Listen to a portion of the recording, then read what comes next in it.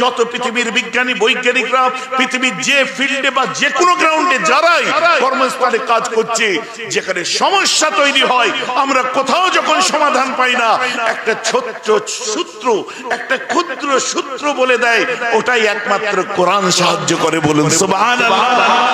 যে ছোট্ট একটা সূত্র বলে দেয়, ওখানটা আমরা পেয়ে যাই কোরআন থেকে তার সমাধান। কোরআন সূত্র বলেছে। যখন আপনি চিন্তা করুন, মিশরের ফেরাউনকে নিয়ে যখন চিন্তা ভাবনা চলে, সব টেনশনে পড়লো। Is it Firaun? Is it true? Is body of Firaun? How can this possible? What is that? That is pyramid. How can this possible? এটা কি ঢিপি অটোমেটিক তৈরি হলো? পাহাড় যখন দেখছে কি করে দাঁড়িয়ে আছে, সূর্য যখন দেখছে কি করে দাঁড়িয়ে আছে, কোথাও যখন এর কোনো সমাধান নেই। কোরআন ফেরাউনের কথা বলেছে, বাস্তবে মিশরে আজও ফেরাউন আছে। কোরআন আম্মা হাওয়ার কথা বলেছে, বাস্তবে জেদ্দা সমুদ্রের পাড়ে আম্মা হাওয়ার খবরও আজ আছে। কোরআন পিরামিডের কথা বলেছে, বাস্তবে দেখুন পিরামিড আজ আমরা দেখতে পাই। কোরআন পাহাড়ের কথা বলেছে, আমরা কোরআনে বাস্তবে পাহাড় দেখতে পাই। কোরআন বলেছে মারাজাল বাহরাইনি ইয়ালতাকিয়ান বাইনাহুমা বারযাকুল লা ইয়াবগিয়ান, দুটো সমুদ্র বয়ে যাচ্ছে, মধ্যে কোনো পর্দা নেই, তাও একটা আরেকটার সঙ্গে মিশে না। বাস্তবে আমরা সেই জায়গায় যে ভিডিওতে ইউটিউবারদের বদৌলতে আপনারা দেখেছেন কি, যে একই সমুদ্রের দুরকম পানি, নীল পানি আর সাধারণ পানি, একই সমুদ্রে দেখছেন নোনা পানি, মিঠা পানি। সূরাতুর রহমান, এই কোন জায়গায় যখন আমরা এর ব্যাখ্যা খুঁজে পাই না, তখন কোরআন খুললেই একমাত্র পাই। তাই আমরা আমাদের সমাধানের জন্য কাছে একটা করে কোরআন রেখে দেই, আমরা সমাধান পাই এ থেকে। আর এ এন্টারপ্রেনাররা এটাকে আপনারা ট্রান্সলেট করে দিয়েছে, সেইভাবে আমরা রেখেছি আমরা সহজে যাতে বুঝতে পারি। তখন ডাক্তার বলছে আপনার সব বুড়ো হয়ে গেছে। কতদিন কোরআন আপনার কাছে আছে? বলছে 30 বছর। বলছে আপনার হার্ট বাঁদিকের পকেটে ছিল আর বাঁদিকে হার্ট থাকে। বলছে আপনার সব বুড়ো হয়ে গেছে, আপনার হার্টটা এখনো 30 বছরের জওয়ান আছে। বলুন না সুবহানাল্লাহ। এটাও কোরআন বলে দিয়েছে, অনুনাজ্জিলু মিনাল কোরআনি মা হুয়া শিফাউন ওয়া রাহমাতুল লিল মুমিনিন। কোরআন তো আমাদের সুস্থ থাকার জন্য পৃথিবীতে এসেছে, রহমত হয়ে পৃথিবীতে। ভাইজান আমার কথা বুঝতে পারছেন? কথাটা বোঝা যাচ্ছে? ঘটনার ওয়াজ ধরলে বহু ঘটনা লাইফে শুনেছেন, কিছু বাস্তব আমার ইয়াংস্টাররা এসছেন আজ দেখছি। আমি সচরাচর এই ওয়াজ করি না, বুঝলেন? আমার ইউটিউবার ভাইরা যারা এতজন এসছে, এরা বিভিন্ন সময় আমার বক্তব্য রেকর্ড করে, কিন্তু এরাও আজকে ভাবছে যে ভাই যেন একটা অন্য টাইপের আলোচনা হচ্ছে। আজ এই আলোচনা বোধহয় এদের ইউটিউবে এখনো সম্প্রচার হয়েছে বলে আমার মনে হয় না। কথাটা আমার বুঝতে পারছেন তো নাকি? তো মোটামুটি আপনি দেখুন, সায়েন্টিস্টদের জিজ্ঞাসা করুন, চিনি আছে পৃথিবীতে, চিনি বোঝেন? চিনি বোঝেন না? গরম পানি, ঠান্ডা পানি আছে, চুলোয় তুললে গরম হয় কি হয় না? হয়। ওতে আপনি চা পাতা দিয়ে চিনি দিয়ে দিলে, একটু দুধ দিলে কি হয়? সকলে জোরে বলুন। এরা এখনো এনে দেয়নি, সব জানে, আমাকে এক কাপ চা পর্যন্ত দেয়নি।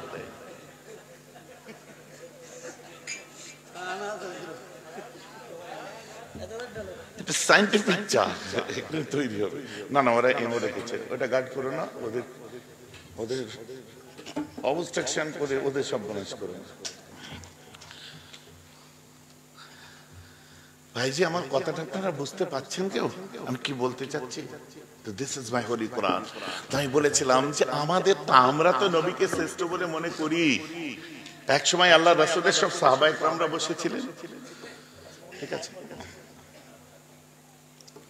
আলোচনা করতে করতে বলছে, জানো, একজন সাহাবা বলছে, জানো আল্লাহ তাআলা মুসা কালিমুল্লাহর সাথে কথা বলেছে। মুসা কাল্লামাহুল্লাহু তাকলিমা।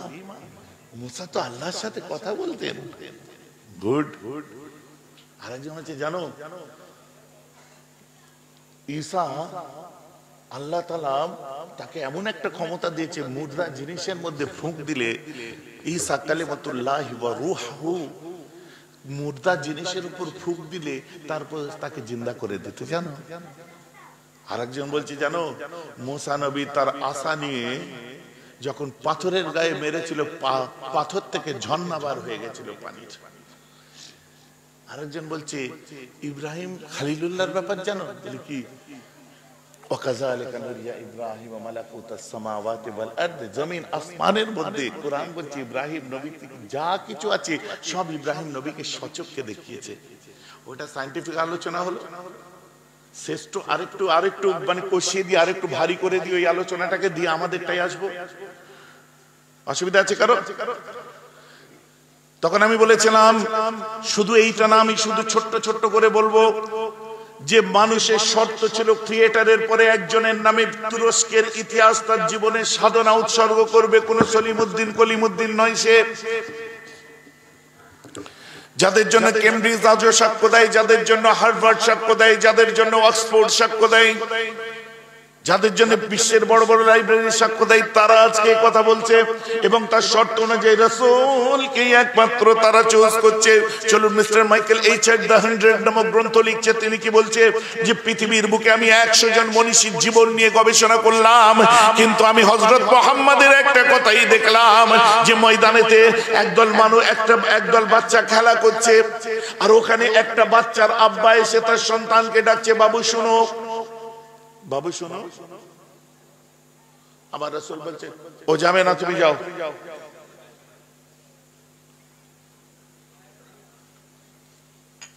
কিছু সময় পরে এসে বলছে বাবু শোনো, চলো বাড়ি যাই, সন্ধ্যা হয়ে গেছে।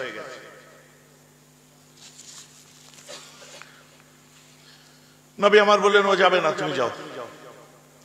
আবার কিছু সময় পরে এসে বলছে চলো বাবু, বাড়ি যাবে না? আল্লাহ রাসূল বললাম না তুমি এখন যাও, পরে যাবে। এরপরে আমার রাসূল বলছে এই সাহাবা, বলছি জি। শোনো, জি হুজুর। যাও তোমার বাচ্চাটাকে বাড়ি নিয়ে যাও। হুজুর একটা কথা বলবো। বলছি 3 বার আমার সন্তানকে আমি ডাকলাম, আপনি যেতে দিলেন না, আর 4বার আপনি ডেকে পাঠাচ্ছেন মানে? আল্লাহ রাসূল বলল ওরে পাগল, এতিম কাকে বলে বুঝিস? বাপ হারার কষ্টটা জানিস? মা হারা কাকে বলে জানিস? আমি মুহাম্মদকে দেখ, আমি রাসূলকে দেখ। আল্লাহ রাসূল বলছেন আমি রাসূলুল্লাহকে দেখে নে, বলে নিজের দিকে দেখাচ্ছে।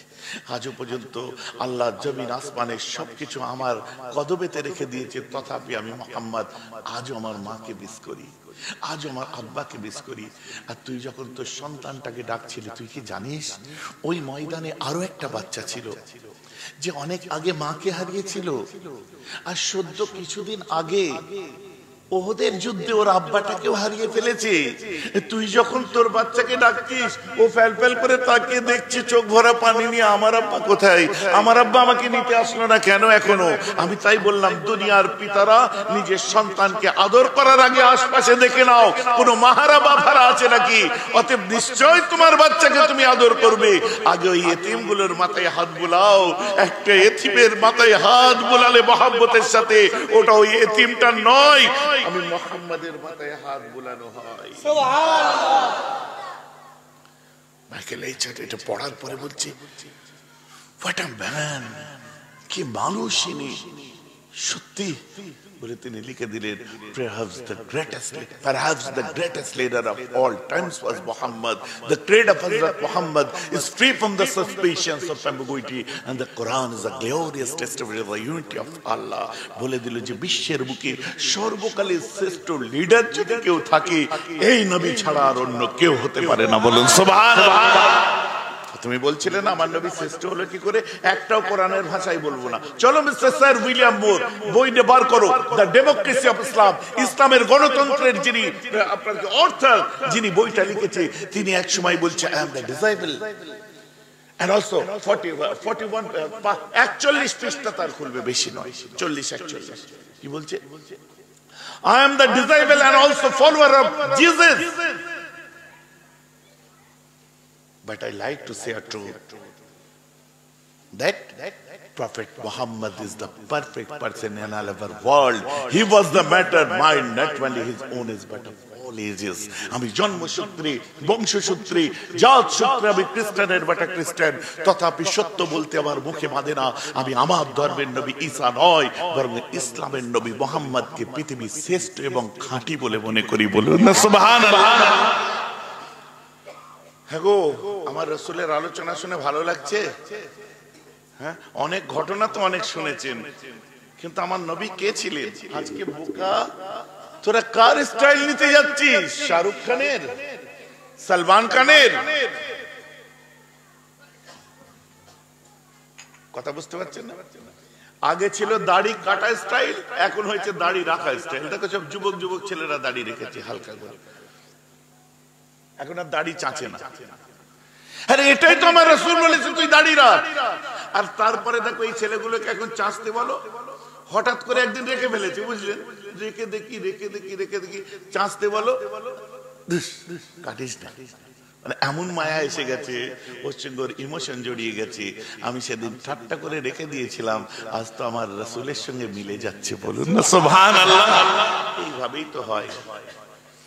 জওয়ান কারা কারা দেখেছো? হাত তুলে দেখাও তো। মিথ্যা কথা বলে তোলো, অসুবিধা নেই। হ্যাঁ, একজন। আর কে দেখেছো? হ্যাঁ, দু তিনজন দেখেছো। আমাকে বলো,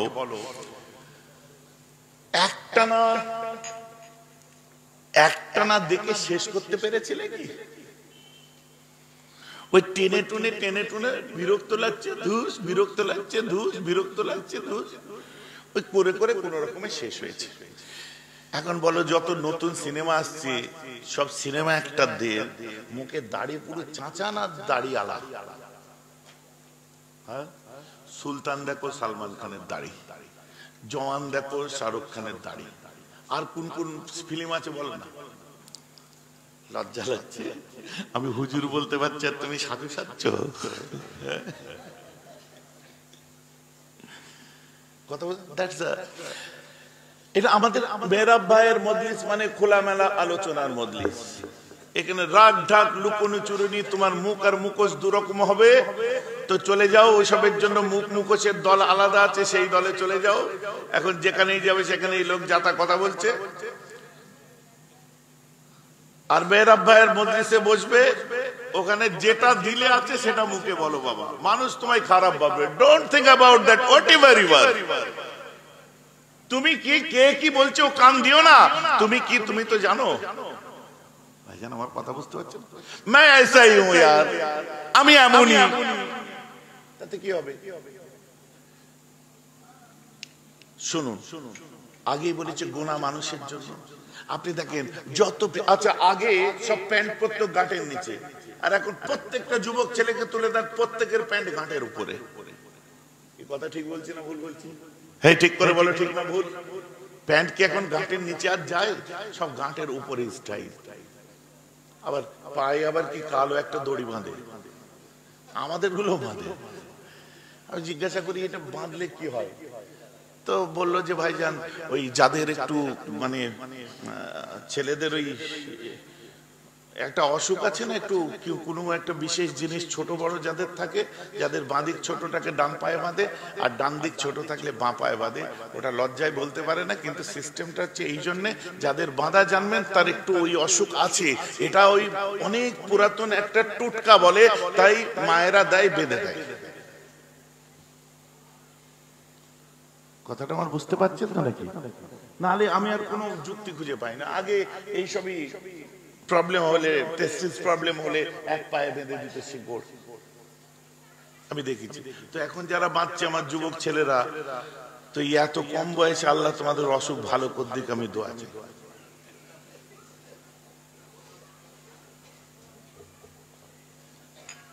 কাল যার পায়ে দেখবে বাঁধা জানবে না, না না বাঁধবে কেন রে ভাই, আমাকে তো বুঝিয়ে দিতে হবে। That is big issue.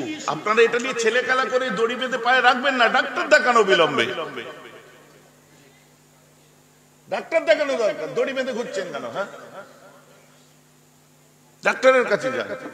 যার পায়ে দড়ি বাঁধা দেখবেন অবিলম্বে যুবক ছেলেরা তাকে ডাক্তার দেখানোর ব্যবস্থা করো, তাহলে এতে তোমাদের সব হবে। আর যদি বলেন না আমার ওসব কিছু নেই, বিশ্বাসই হবে না, কেউ বিশ্বাস করবে না। কারণ ছোট থেকে আমরা দেখেছি যার যা জন্ডিস হলে শেকড় বাঁধত, সুতো দিত। আর ওই টেস্টিক্যাল প্রবলেম হলে দেখবেন যে কোনো একটা পায়ে কিছু বেঁধে দিত। আজও আছে, নো প্রবলেম। চলুন, এখন দেখবেন প্যান্ট এসেছে গাঁটের উপরে। ইসলাম কত সভ্য ধর্ম দেখুন, যে আপনার যদি নখ বেড়ে যায় তার মেকদার দিয়ে দিয়েছে 40 ডেজ। এই যে নখ বড় হয়ে গেছে, কত মেকদার? 40 ডেজ।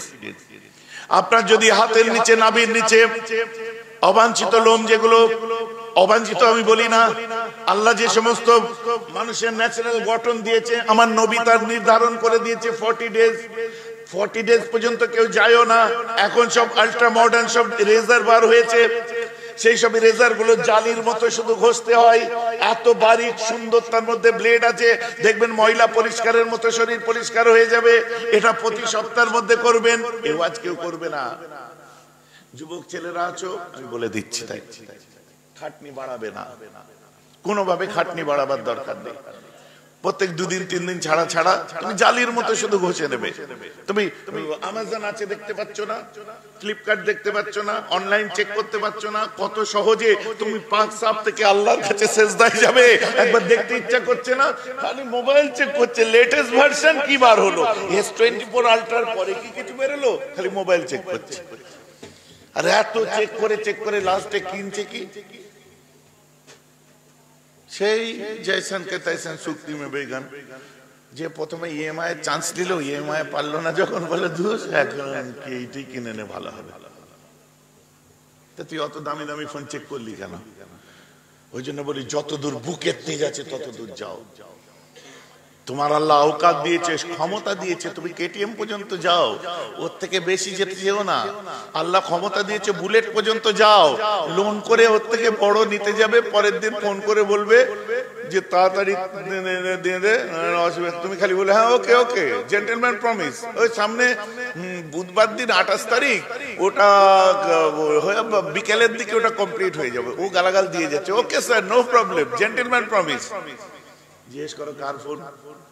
ব্যাংক থেকে করেছিল, ব্যবসা চলে জানিস না? না, ফাইন্যান্সার ফোন করেছে, বলে 3টে কিস্তি ফেল, যেখানে দেখবো গালে চড় মেরে বাইক কেড়ে নেবো। বুঝতে পারছেন না? তো তোমার যতদূর দৌড় তার বাইরে তুমি চলবে কেন? একটা মোমেন মুসলমানের সব জিনিসের তো মেকদার নির্ধারণ করে দিয়েছে, তুমি পার করবে কেন? আমার মুসলমান খেয়াল করে শুনে রেখে দিন, আর বেশি বলবো না। বলতে গেলে মিস্টার ওয়ালিয়ারি কি বলছে, তিনি বলছে পৃথিবী একদম বললে অনেক দূরে যাবে। আমি শুধু আমাদের দেশের মিস্টার মহাত্মা গান্ধীর কথা বলে দিই। বাপু, মহাত্মা গান্ধীর নাম শুনেছেন না? বাপু দ্য ইয়াং ইন্ডিয়া, ভারতবর্ষের একটা বিখ্যাত গ্রন্থ দ্য ইয়াং ইন্ডিয়ার মধ্যে তিনি একজন লিখছে, পৃথিবীর বুকে বহু লিডাররা নেতৃত্ব দিয়েছে, পৃথিবীর বুকে বহু নেতারা তাদের নেতৃত্ব দিয়ে সমাজকে জাগ্রত করার চেষ্টা করেছে, কিন্তু এদের মধ্যে একজন সফলতম নেতা আমার চোখে, যিনি অজ্ঞতার যুগে এসে সমাজ ব্যবস্থাকে সুসজ্জিত করেছিলেন, তার নাম হলো ইসলামের নবী মুহাম্মদ। জোরে বলুন সুবহানাল্লাহ। কোথায় আছো? আস্তে আস্তে কথা বলো গো, কথাটা বুঝতে পারছেন? তাহলে আমার রাসূল শ্রেষ্ঠ আর আমি বলছি না। এবারে আসুন, ও তখন মাথা লাড়ছে দিয়ে আস্তে করে হাততালি দিচ্ছে। এবারে আসুন, আপনি একটু আগে বললেন যে তিনি অশিক্ষিত ছিলেন।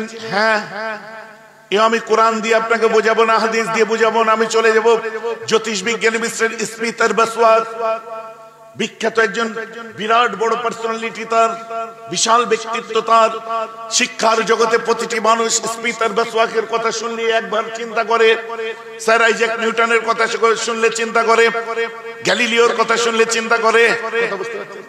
প্রফেসর স্মিথ বসওয়ার্থ হযরত মুহাম্মদের লাইফকে এক সময় পড়েছিলেন সাল্লাল্লাহু আলাইহি ওয়াসাল্লাম। পড়ার পরে যখন জিবরাইল এসে আল্লাহ রাসূলকে বলেছিলেন, এই মুহাম্মদ আপনি পড়ুন, ইকরা, পড়ো, আল্লাহ রাসূল বলেছিলেন আনা লাইসা বিকারিন মা'আনা বিকারিন, আমি পড়তে জানি না।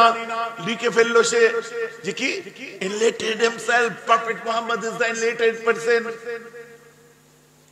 কুদরতি হাতে আমার আল্লাহ তার গর্দানটা চেপে ধরলেন, ধরে বললেন অতটুকুতেই শেষ নেই, আরো ভিতরে যা।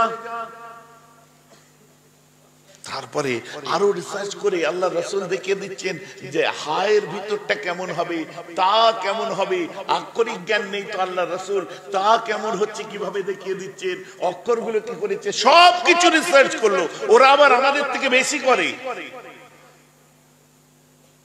আপনারা নেটে সার্চ মারুন এক্ষুনি the message, the message search মারুন, ওতে দেখবেন একটা আর্ট বার হবে, আর্ট ফিল্ম বার হবে।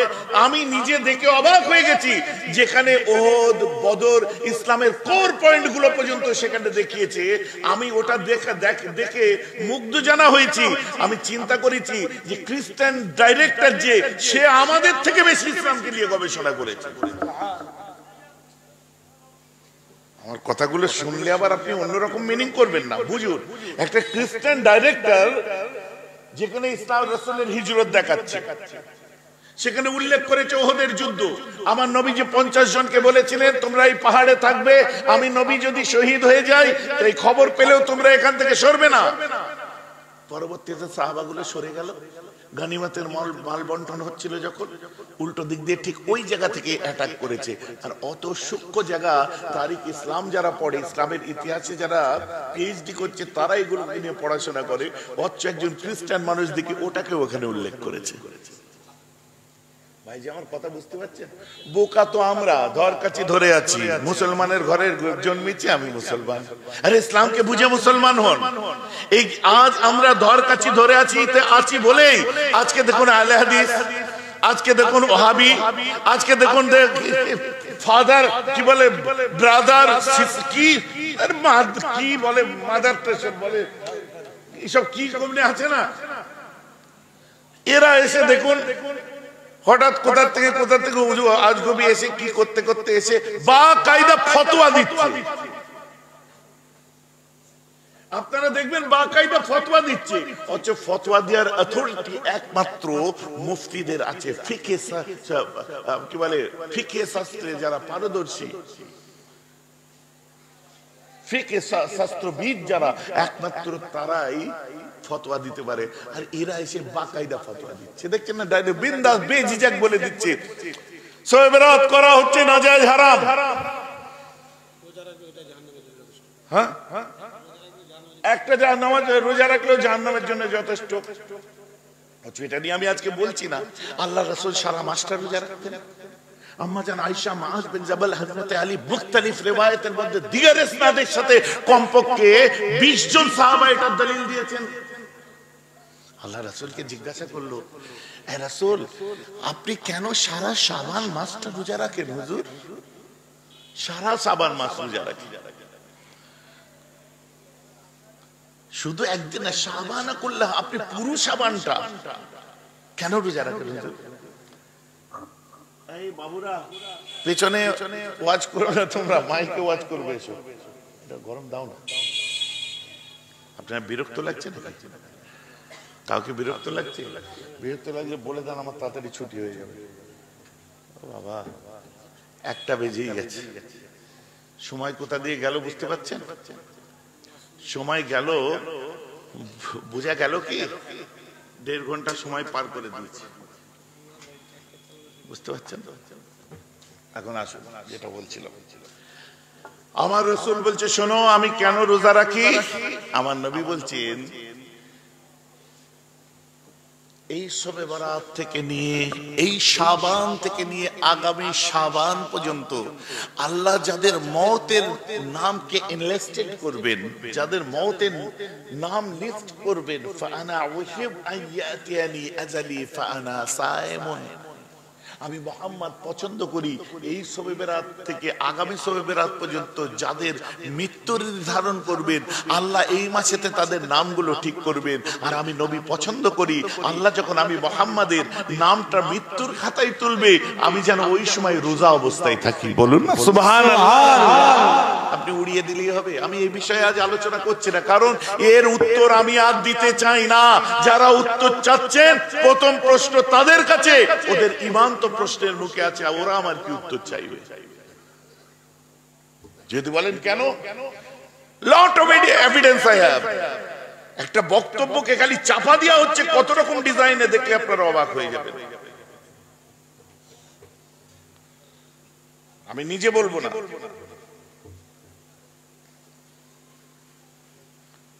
একটা বক্তব্যকে কত রকম ভাবে শুধু চাপা দেওয়া হচ্ছে, দেখুন শুধু। 14 শাবান রাতে এইভাবে মসজিদে ভিড় না করে যদি বেশ্যাখানায় কাটায়, তারপরও ভালো আছে। যদি সারা রাত যদি সে বেশ্যাখানায় থাকে সেটাও ভালো, কারণ সে বলবে যে আমি অপরাধের মধ্যে ডুবে আছি, এই সারা রাতটা আমি অপরাধের মধ্যে থাকলাম, অপরাধ চর্চা করেছি। কিন্তু একটা অনিসলামী কাজ, একটা ইসলামের বিকল্প পথ, বিকল্প ধারা, সেটাকে যদি সে ইসলাম মনে করে তাহলে এটা ইসলামের জন্য কত ক্ষতিকর। এটা হলো জিনার চেয়েও খারাপ, সুদ ঘুষের চাইতো খারাপ। এই যে আজ অথচ বেদান্তি হুজুরদের মাথায় উঠে না, কি বলবো হোক না কেন একটা রাত তো সে ইবাদত করতেছে। এই যে আমরা এটা হলো বেদান্তিদের ভাষা, বেদান্তিদের ওয়াজ। কথাটা আমার বুঝতে পারছি। এদের কোন প্রশ্নের উত্তর আর উলামায়ে হকরা দেবে না, কারণ এরা প্রমাণ হয়ে গেছে এদের ঈমান আজ প্রশ্ন চিহ্নে। এই যে বর্তমান এই যে আহলে হাদিসদের ঈমান আজকে প্রশ্ন চিহ্নে। এরা আগে নিজেরা প্রমাণ করো ও নামাজ বেরাতের রাতে পড়বো কি পড়বো না, রোজা রাখবো কি রাখবো না, তেলাওয়াত করবো কি করবো না, অনেক পরের কথা। তোমায় উত্তর আমি অনেক পরে দেবো। আগে তুমি ইসলামের দায়রার মধ্যে আছো কিনা এটা আগে প্রমাণ করো। কথাটা আমার বুঝতে পারছেন তো? তুমি যে আহলে হাদিস দল বলছো, ব্রিটিশের কাছ থেকে অনুমোদন নিয়ে একটা দলকে ইসলাম বলে চালাচ্ছ না, চালাচ্ছ। আর তুমি ধর্মের দোহাই দিচ্ছ, আগে এর দলিলটা দাও। আগে আমাকে দলিল দাও। আব্দুল হক বানারসি, তাকে কোন চোখে দেখো? আব্দুল হক বানারসি যাকে ফজলে হিন্দ বলে, এর উস্তাদের নাম হচ্ছে ইমাম শাওকানি জাইদিয়া শিয়া। এর আরেক ফাউন্ডার ফাদার হচ্ছে হাসান বেটলভি। হান্টার কমিশন পড়া ছেলে আমি। কথাটা আমার বুঝতে পারছেন না? পুলিশের তাড়া যতবার খেয়েছো ততবার নাম চেঞ্জ করেছো, আজকে গলাবাজি করে বেড়াচ্ছে। এরা হচ্ছে বক্তা। তো বক্তাদের কোন ফতোয়ার জবাব আলেমরা দেবে না। ভাই কথা আমার বুঝতে পারছেন না? এরা হচ্ছে বিষহরি মলম বিক্রি করা বক্তা। এদের কেউ চিনতও না। আজকে যদি এই ইউটিউবার গুলো না আসতো, আজকে যদি ইউটিউবার গুলো এই ইউটিউবার গুলোর পা ধুয়ে ডেলি 2 গ্লাস করে এদের পানি খাওয়া দরকার। এই বক্তা গুলার, এই ইউটিউবার গুলোকে জামাইয়ের মতো আদর করে পায়ে তেল মালিশ করা দরকার। এদের পা ধুয়ে পানি খাওয়া দরকার। আর বলা দরকার, ভাই তোরা ছিরি বলে আজকে আমরা 2 পয়সা কামিয়ে খাচ্ছি, তোরা যদি না থাকিস তো আমাদের পেটে শিওর লাথি। কথাটা আমার বুঝতে পারছেন না? আবার যাদের বদৌলতে উঠছে তাদেরকে আবার বলে কেস করে দেবো। কি জ্বালা রে ভাই, এ হুমকিও তারা শুনছে। আসলে এইরকম নেমো খারাম, যারা নেমো খারামি এইভাবেই করে, বাপকে ছাড়ে।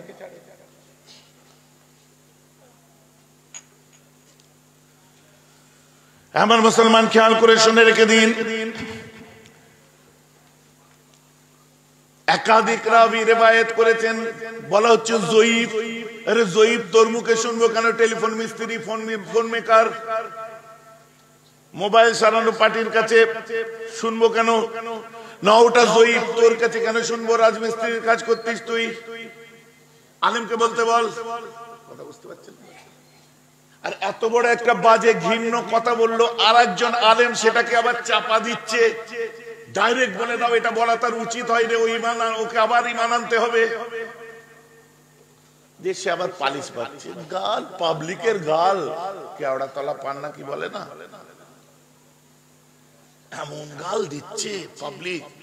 হুজুর টুজুর এত বড় দাড়ি টাড়ি আর পরোয়া করে নেই, খিস্তি দিয়ে ছেড়ে দিচ্ছে একদম, বুঝলেন? পাবলিকে আতে ঘা পড়ে গেছে। এই মাথা কোনোদিন মমতা ব্যানার্জির পায়ে ঠেকাবো না, এই মাথা কোনোদিন অভিষেকের পায়ে ঠেকাবো না, এই মাথা কোনোদিন নরেন্দ্র মোদীর পায়ে ঠেকাবো না, এই মাথা কোনোদিন নেতা, বড় বড় লিডার, বন্দুক কামানের সামনে নত করবো না। এই নেতা দুনিয়া, এই মাথা কোনোদিন দুনিয়ার কোন লিডারের কাছে নত করিনি। কিন্তু আল্লাহ যখন ডাক দিয়েছে সঙ্গে সঙ্গে, ও আপনি বলবেন আপনার ভাইয়ের কথা বললেন না? না, আমরা নওশাদের কাছেও মাথা, ওই নওশাদকেও সেজদা করি না, কারণ ও সেজদা করা বাড়ির ছেলেই নয়। কথা বুঝতে পারছেন না? ও সেজদা সুজুদ আল্লাহ ছাড়া কাউকে আমরা করি না, ওই জন্য ওটা আর বলতে হয় না। আবার যারা রাজনীতি করে, চারানা চাল ভাজা খা নেতা আছে, তারা বলবে দেখছো নিজের ভাইটার কথা বললো না, এরকম কথা হবে। কথাটা আমার বুঝতে পারছেন? আমি আমার সব ভাইকে ভালোবাসি, মহব্বত করি, সমস্ত মানুষকে ভালোবাসি। হোয়াট এভার তুমি কি করছো আমি দেখতে যাই না, তুমি আমায় ভালোবাসলে আমি তোমায় ভালোবাসি। ভাইজান আমার কথা বুঝতে পারছেন তো? আর শুধু নওশাদ বলে কথা নয়, যারাই মানুষের কাজ করবেন লিল্লাহিয়াতের সাথে করুন, আমি সবার জন্য দোয়া করি। ভাইজান আমার কথা বুঝতে পারছেন? আমার মুসলমান খেয়াল করে শুনে রেখে দিন। বলতে বলতে এত দূরে চলে এলাম, আল্লাহ রাসূল স্বয়ং নিজের জবান দিয়ে বলছেন, নবীজি আমার নিজের জবান দিয়ে বলছেন যে আমার আল্লাহ তাবারক ওয়া তাআলা, আগে বলে নি এই কথাটা বলার আগে বলবি ভাইজান হাদিসটা গরীব, হাদিসটা গরীব, বা কেউ বলবে হাদিসটা জয়ীফ। এই জয়ীফ বলে আপনাদের চমকে দেয়, হাদিস গরীব হলে সেটা গ্রহণযোগ্য নয় এমন একবার দেখিয়ে দেন কোথায় আছে। হাদিস আমি পড়ে শোনাবো আজকে, যদিও মুহাদ্দিসানা কোনো আলোচনা হচ্ছে না। বুখারী শরীফের প্রথম হাদিসটা কি হুজুর? একটু জোরে বলেন তো। ইন্নামাল আমালু বিন্নিয়াত। দুই হুজুর আমার দুই পাশে আছে, আপনি কোথাকার ছাত্র? কাজীপাড়া। আপনি? হ্যাঁ বালিশা। বালিশা এই পাশেই মাদ্রাসা আছে, আমি একবার হাত ভাঙা অবস্থায় আছি। দুজন হুজুর আছে, আরো হুজুর আছেন হয়তো এর মধ্যে, আমি চিনতে পারছি না, জানি না এর মধ্যে আছেন। একবার আমাকে খালি বুখারী খুলে সনদটা দেখিয়ে দেন তো এই হাদিসটা। বুঝতে পারছেন না? ওই যে গরীব আর জয়ীফ হাদিস দিয়ে আপনাদের চমকায় না, বুখারীর প্রথম হাদিসটাই হলো গরীব কিন্তু সহিহ। বলেন না সুবহানাল্লাহ? কারণ সমস্ত সাহাবারা যেখান থেকেই রওয়ায়াত করেছে হাদিসটা গরীব, কিন্তু সব সাহাবারাই রওয়ায়াত করেছে এটা সহিহ। যে হাদিস গরীব মানে যে অগ্রহণযোগ্য, গ্রহণযোগ্য নয়। জয়ীফ যদি হয় কোন হাদিস, মুহাদ্দিসিনরা আল্লামা জারুল্লাহ জামাখশারি থেকে আরম্ভ করে, ফাতুল বারি ইবনে হাজার আসকালানি থেকে আরম্ভ করে, ফাইজুল বারি কুলুন, আনোয়ার শাহ কাশ্মীরি রাহমাহুল্লাহ থেকে আরম্ভ করে, যতজন পৃথিবীর ইমাম নববী থেকে আরম্ভ করে আপনার যত বড় বড় মুহাদ্দিসিনরা এসেছে, মোল্লা আলী কারি থেকে সব কুল মুহাদ্দিসিনদের একটাই কথা যে হাদিস জয়ীফ হলে ফজিলতের ক্ষেত্রে সেটা আমল করাটা হচ্ছে উত্তম কাজ এবং জায়েজ। জোরে বলুন সুবহানাল্লাহ। এটা আমলি ব্যাপার। হ্যাঁ গো, শবে বরাতের রোজা রাখা কি আমরা ফরজ বলি? শবে বরাতের রাত্রে নামাজ পড়া কি আমরা আপনার ওয়াজিব ফরজ বলি? না। কিন্তু কেন? আল্লাহর রাসূল স্বয়ং বলছেন কি, যখন তোমাদের কাছে লাইলাতুন নিসফে মিন শাবান, যেটার ফারসি ভাষা শবে বরাত, তোমাদের কাছে যখন শবে বরাত এসে যাবে তখন তোমরা কি করবে? কুমু লাইলাহা ওয়া সুমু নাহারহা, তোমরা রাত্রে জাগবে আর দিনে তোমরা রোজা রাখবে। বলুন না সুবহানাল্লাহ। এবার আসুন, এইখানে কুঙ্গা পণ্ডিত আবার ফতোয়া দেয়, কুমু লাইলাহা মানে তো রাত্রে জাগার, রাত জাগার কথা বলেছে, নামাজ পড়ার কথা বলেছে। কথা বুঝতে পারছেন? লাইলাতুল কদর সম্পর্কেও আমার রাসূল ঠিক একই কথা বলেছেন। ওইখানেও এই কুমু বা কমা এই একই শব্দ ব্যবহার করেছে। তো লাইলাতুল ক্ষেত্রে, কদরের ক্ষেত্রে এই কমা কথার জন্য রাত জেগে কেন নামাজ পড়ে না? জবাব দেন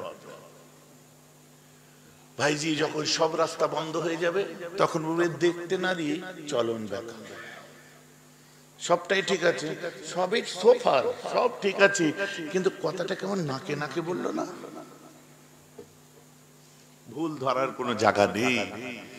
আচ্ছা এবারে আসুন, আমার আল্লাহ রাব্বুল আলামিন তার খাস রহমত নিয়ে আকাশের শেষ প্রান্তে চলে আসে, এটাতে আর তো অন্য কেউ কথা বলতে পারবেন না। আমার রাসূল চলে আসে কি, হুজুর এটাও তো গরীব আছে। আগেই বলছি গরীবের সংখ্যা আগে পাবলিককে বুঝিয়ে তারপর গরীব বা জয়ীফ বুঝাবে। গরীব আলাদা, জয়ীফ আলাদা, আর মওজু আলাদা। কথাটা বুঝতে পারছেন না? মৌজু মানে মিথ্যা হাদিস। তাকে জিজ্ঞাসা করবেন হাদিসটা কি মিথ্যা, যদি বলে হ্যাঁ মিথ্যা, তাহলে আমরা আলবানি ফালবানির কিতাব থেকে দেখবো না, ডাইরেক্ট নফসি কিতাব থেকে দেখাবো। ভাইজান কথা বোঝা যাচ্ছে? এবার আসো, বলছে আল্লাহ তার বিশেষ রহমত নিয়ে নেমে চলে আসেন শেষ আকাশে এসে। আমরা শোবে রাতের নামাজ কখন আরম্ভ করি? এশার নামাজের পরে, তাই তো না? সময়টা আরম্ভ হয়ে যাচ্ছে কখন? যে সূর্য ডুবার পর থেকে, মাগরিবের পর থেকে হাত্তা মাতলাইল ফজর, যখন হাত্তা তুলুইল ফজর, যখন সূর্য উদয়ের আগে পর্যন্ত এসে আল্লাহ বলতে থাকে আলা মিন মুস্তাগফিরিন, তোমাদের মধ্যে কে আছো যারা আমার কাছে ক্ষমা চাইছো? বলুন সুবহানাল্লাহ।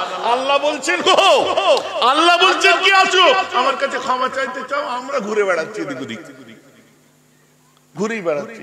আল্লাহ বলছে শোনো, কে আছো আমার কাছে ক্ষমা চাইতে চাও? কে আছো আমার কাছে ক্ষমা চাইতে চাও? কে আছো আমার কাছে ক্ষমা চাইতে চাও? এই একই আওয়াজ হয়ে যাবে কখন? মাগরিব থেকে ফজর পর্যন্ত। বলুন না সুবহানাল্লাহ। তার সঙ্গে কি আলা মিন মুস্তারজিকিন, আলা মিন মুস্তারজিকিন, আলা মিন মুস্তারজিকিন, তোমরা কে আছো আমার কাছে রিজিক চাইছো? কে গরীব আছো আমার কাছে রিজিক চাইছো? কে গরীব আছো আমার কাছে রিজিক চাইছো? এইভাবে আল্লাহ প্রতিটি বিষয় নিয়ে যার যেটা দেখবেন সেট হয়ে যাবে চাইছো। মাগরিব থেকে ঈশা পর্যন্ত সপ্তম আসমানে আপনার আকাশের শেষ প্রান্তে এসে রহমত নাজিল করে সারা রাত, আর এগুলো বলতে থাকে, বলেন না সুবহানাল্লাহ। এই করতে করতে ফজরের সূর্য উঠে যায়। কিসের জন্য এত হিংসা? না হুজুর, হালুয়া লুটির ব্যাপারটা সব হুজুররা বলছে। আমার বাড়িতে কাল হালুয়া এত হয়েছে, আপনি কি বলবো? হুজুর হালুয়া রুটিটা তো সবাই খারাপ বললো। আমি তো সবাইকে এই প্রশ্নটা করছি, আরে ইউটিউবারদের মধ্যে দিয়ে আমি তাকেও প্রশ্নটা করাচ্ছি। আমি যদি নিজের ঘরে, নিজের বাড়িতে, নিজের উনুনে, নিজের চুলোই, নিজের কিনা ঘি, নিজের কিনা বেসন, নিজের কিনা ছোলার ডাল, নিজের কিনা সুজি, নিজের কিনা কি বলে পেস্তা, নিজের কিনা কাজু, নিজের কিনা চিনি, নিজের কিনা সব যাবতীয় সব যা যা লাগে, এর মধ্যে কোনোটা হারাম? বুঝলেন? চিনি হারাম, পেস্তা বাদাম হারাম, কাজু হারাম। নিজের ঘরে যে তৈরি করছো, বউ যখন বানাচ্ছে, লোকের পটানো বউ নয়, তোমার নিজের বেকরা বউ, বুঝতে পারছেন? সে বউটা হারাম। তো হারাম কোন জিনিসটা তুমি হারাম বলছো কেন? হ্যাঁ, তুমি বড় জোর বলতে পারো হালুয়া রুটি খেয়ে ইবাদতের কথা ভুলে যাচ্ছে, এটাই খারাপ। তো হালুয়া রুটি কি দোষ করলো? ও তো আল্লাহকে বলবে এই খচ্চর মৌলী সাহেবদের পাল্লায় পড়ে আমরা কোথা থেকে মদ হয়ে গেলাম, আমরা কোথা থেকে হারাম হয়ে গেলাম। হালুয়া হারাম, রুটি হারাম। আমি তৈরি করেছি মেহমানদেরকে, মুসল্লি যারা যাদের দেখতে পেয়েছি, এই খানা একটু জায়রিনরা গেছে জিয়ারতুল কুবুরের উদ্দেশ্যে, গাড়ি ভরে ভরে গেছে। বেশক যাবেন। যদি কোন আলেম বলে হারাম এবং ঈমান চলে গেছে, জানবেন তার ঈমান প্রশ্ন চিহ্নের মুখে। আর এরা জাহের হয়ে গেছে, এবার যারা বলে তারা প্রকাশ হয়ে গেছে। এখন নিজেদের মধ্যে দ্বন্দ্ব লেগে গেছে, এখন গদি বাঁচাতে লড়াই হচ্ছে। এই আলে হাদিস নামধারী যারা।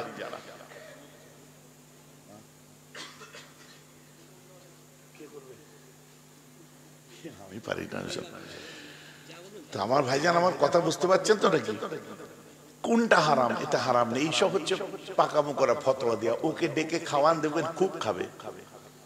যে হারাম বলছে ওকে ডেকে খাওয়াবেন, খুব খাবে, বলে খাবে, আবার আর চোখে দেখবে। মানে না, খাচ্ছে তো ছোলারটা, আর ওখানে রাখা আছে ডিমের হালুয়াটা, এটা দিচ্ছে, আর চোখে দেখছে। ভাই এটা একটু না থাক, অসুবিধা নেই, বাড়ালি কেন? হাত থাক তো, বাড়ালি কেন? এই 4 দিনে হলে 7 দিনে হলে এইসব করতে নেই, সব বেড়া। দাঁত থেকে কি বার করছে? আটকে গেছে একটু। খচ্চর সালা, খাওয়ার সময় হারাম নয়, তুমি যে খেলে ওটা হারাম নয়, আর ফতোয়া দেওয়ার বেলায় এটা হারাম। হ্যাঁ, তো হারাম তো তোর দাওয়াত করেছে এখানে, কি বলে এটা, কি জায়গা না, এটা দিগড়া। যদি হারাম হয় তো তোর বারাসাতে বাড়ি, তোর বেই যখন দাওয়াত করে তখনই বলে দে ওসব হারাম আমরা যাই না, ওসব বেদাতে আমরা যাই না। হাসতে আসবি, খেতেও খাবি, ফের বলতেও বলবি। কি হচ্ছে? এখন মানুষের চোখ খুলে গেছে। তো চলেন এটা বলে শেষ করে দিই, আর বাড়াবো না।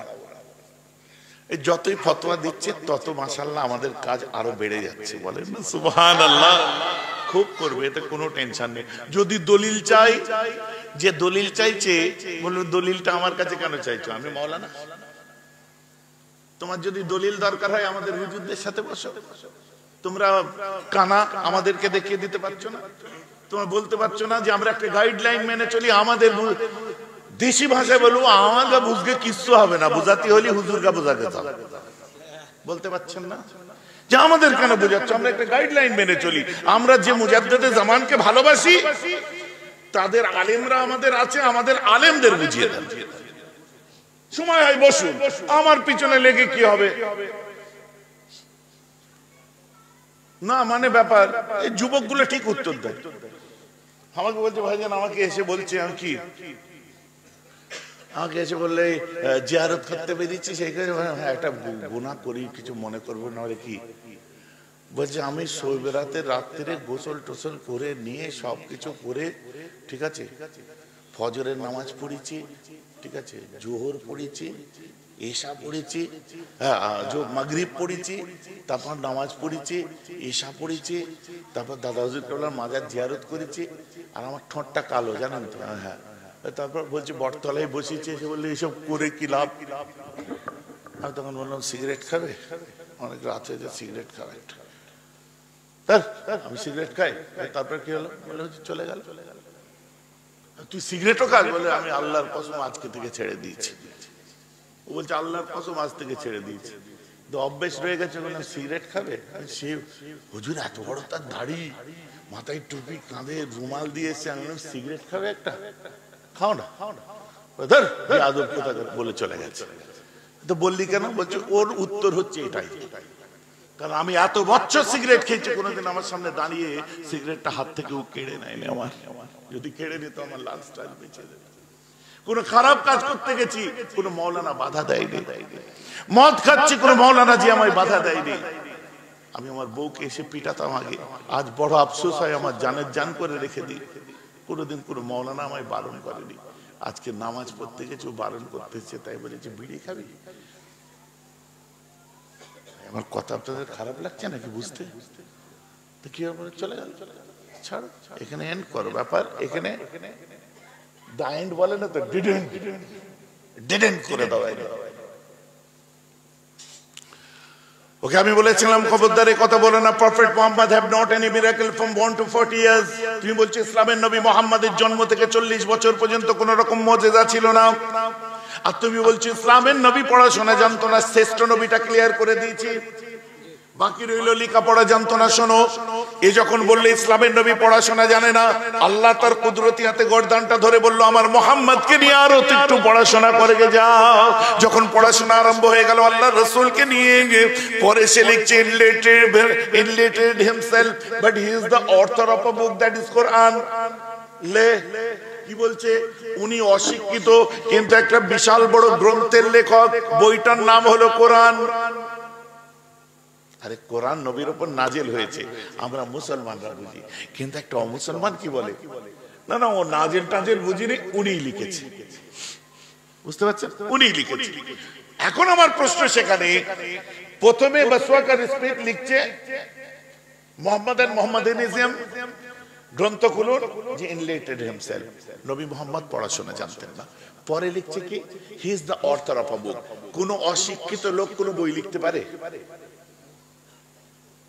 ইটস আ ইডিয়েটিক কমেন্ট, বোকার মতো কথা। অত বড় জ্ঞানী মানুষ রসুল লেখাপড়া জানেন না বলতে যে নিজে নিজের জ্ঞান হার্টফেল করলো, জ্ঞানের হার্টফেল করলো। যে লেখাপড়া জানে না সে কোথা থেকে বই লিখবে? পরে লিখছে কোন গ্রন্থ, যে গ্রন্থ সম্পর্কে মিস্টার উইলিয়াম মোর এক সময় লিখছে যে দ্য কোরআন ইজ আ বুক, এমন একটা গ্রন্থ কোরআন সম্পর্কে লিখছে, দ্যাট ইজ এক্সেপশনাল টেস্টিমনি। কে? কোরআন বলছে না, সেই মানুষটা বলছে। কোন বইটা লিখেছে? নির্ভুল গ্রন্থ হযরত মুহাম্মদ সাল্লাল্লাহু আলাইহি ওয়াসাল্লাম, যে নাকি লেখাপড়া জানতেন না। বইটার নাম কি? কোরআন শরীফ। ওটা নবীর উপর নাজিল হয়েছে। সে কি বলছে নাজিল টাজিল বুঝি না, উনিই লিখেছে। বইটার গুরুত্ব কি? শরৎচন্দ্র খুলুন, বঙ্কিমচন্দ্র খুলুন, রবি ঠাকুর খুলুন, ঋগ্বেদ খুলুন, অত যত বই, সব সাম্যবাদের কথা, ভ্রাতৃত্ব বন্ধুত্বের কথা অনেক কিছু বলেছে, কিন্তু specially in my Quran Allah বলছেন আলিফ লাম মিম, আল্লাহ এর মানে জানে। পরে কি লিখছে, যালিকাল কিতাবু লা রাইবা ফি, এই সেই গ্রন্থ যাতে ভুল ত্রুটি তো দূরের কথা, আমি বলছি আল্লাহ কি এতে কোনো সন্দেহ নেই, ভুল তো দূরের কথা। জোরে বলুন সুবহানাল্লাহ। ঠিক একই কথা উইলিয়াম মোর ঠিক একই কথা লিখছেন, I am the disciple follower of Jesus. আমি যিশুর ভক্ত। সত্যটা কি? That is exceptional testimony. That is holy. The exceptional testimony. That is Holy Quran. পরে কি লিখছে, যে পৃথিবীর বুকে এমন একটা গ্রন্থ, যে গ্রন্থের মধ্যে আজ পর্যন্ত 1300 বছর চলে গেল, যে কোরআনটার মধ্যে আজ পর্যন্ত কেউ একটা কলম চালাতে পারলো না। জোরে বলুন সুবহানাল্লাহ। No author work with us divined of 15th century with us poor text. এমন একটা গ্রন্থ, that is exceptional testimony. No author work with us divined of 15th century with us poor text. এমন একটা গ্রন্থ যার মধ্যে 1500 বছরের মধ্যে কেউ কলম চালাতে পারলো না। বলুন সুবহানাল্লাহ। এখন অশিক্ষিত মানুষ নির্ভুল গ্রন্থ লেখে কোথা থেকে? ঠিক আছে, একটা বলি, সময় কম, কারণ এখন এদের পয়সা দরকার, জলসা করবে, ওয়াজ পরে হবে। দাঁড়াও দাঁড়াও, খালি গুঁজা মার, ওই শালা বসে গুঁজা মারছে, বলেন না হলে কথা বুঝতে পারছেন? আমার কথা শোনেন দা, আগে আপনার এগুলো আমার যুবকদের, এইগুলো শোন না মন দিয়ে, এগুলো তো বোঝা দরকার আমার যুবক ভাইদের। আমি তো তোমাদের বুড়োদের ওয়াজ করছি আজ, যাতে এগুলো শোনার পরে তোমরা এনকারেজ হয়ে আমার রাসূলের দামানটাকে মজবুত করে ধরো। কারণ আমাদের তো একটাই ইচ্ছা, একটাই ইরাদা, কি ইয়া আল্লাহ, দুনিয়ার নেতা চিনি না, লিডার চিনি না, আমরা স্বপ্ন দেখি না দাদার ধুতি ধরে জান্নাতে যাব, আমরা স্বপ্ন দেখি না দিদির আঁচল ধরে জান্নাতে যাব, একটাই স্বপ্ন, জান্নাতে গেলে আমেনার বেটা মুহাম্মাদের দামান ধরে যাব। জোরে বলুন নারায়ে তাকবীর, নারায়ে তাকবীর, নারায়ে রিসালাত, নারায়ে তাকবীর।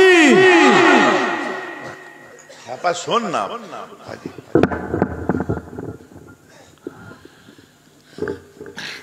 ওদের টেনশন আছে, বুঝলেন তো?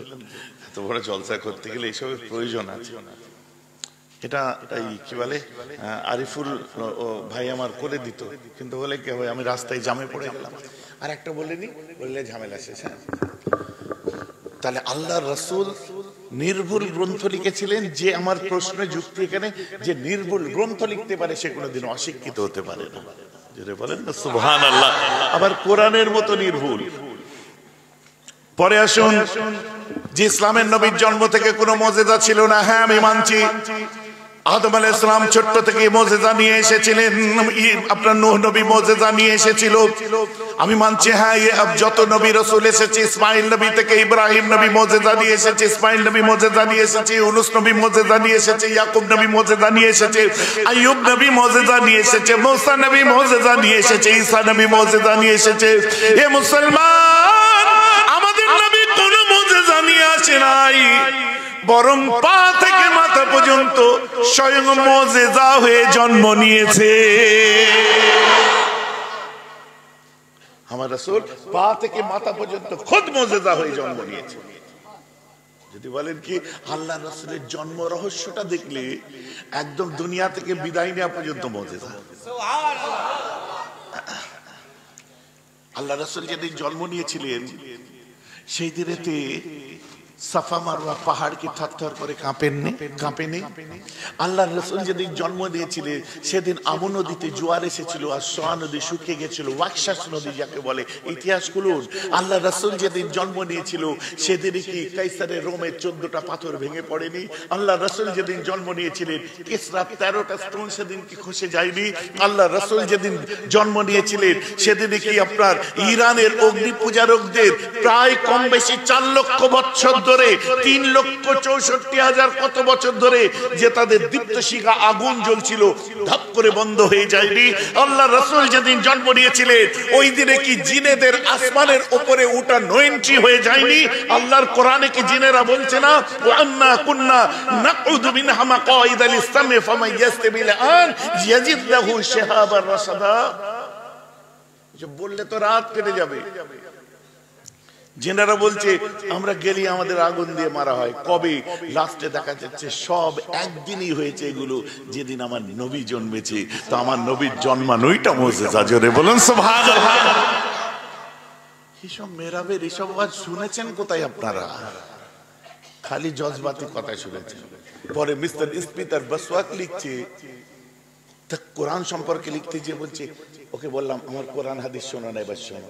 তিনি লিখছেন, the Quran is a book which is a poem, a code of life and a code of laws, a book of common prayer, all in one, and is reverenced by a large section of human race as miracle of purity, as miracle of partly, as miracle of style, and as miracle of truth. All miracles come by one man, Prophet Muhammad.